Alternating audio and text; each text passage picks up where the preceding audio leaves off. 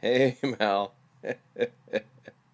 So this video is going out to Mel's basket case by request. She asked me what my opinion of Erma Bombeck was.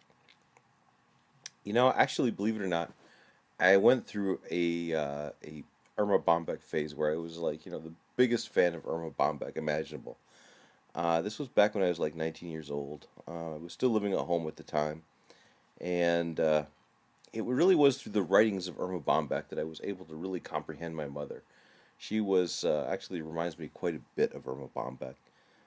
She had just a fabulous sense of humor and amazingly ironic view of life, and was quite a bit, the frustrated suburban mom shoved by society into a role which just didn't seem to fit very well. But yeah, I think Erma Bombeck actually is, if you're gonna like list the top 10 greatest absurdist existentialist aphorists of all time, Erma Bombeck has got to be, close to the top of the list.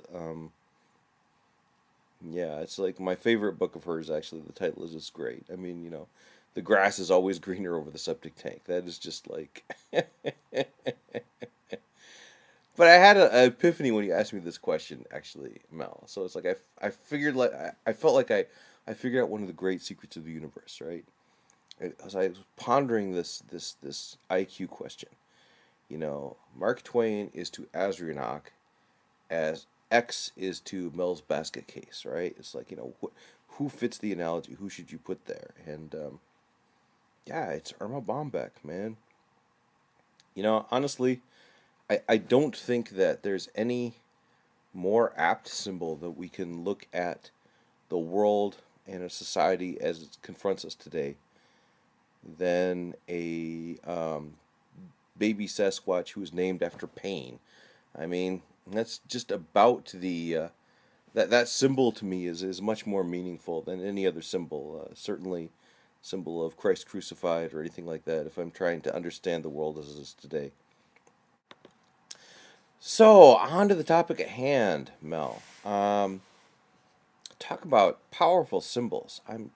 I have this mental image of you now, going into the Salvation Army and going to the used book section, and in the Salvation Army finding the manual of how to become the Ubermensch for sale there for 59 cents.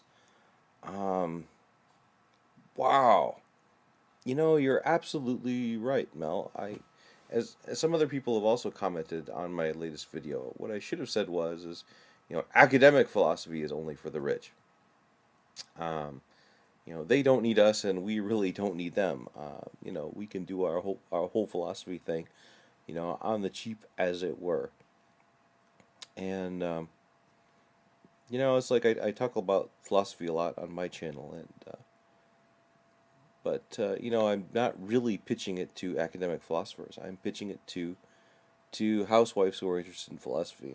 I'm pitching it to the people who are managers at Taco Bell and interested in philosophy, and to the degree to which it can be helpful at all. I think it would be helpful at all to those of us who aren't academic philosophers, really.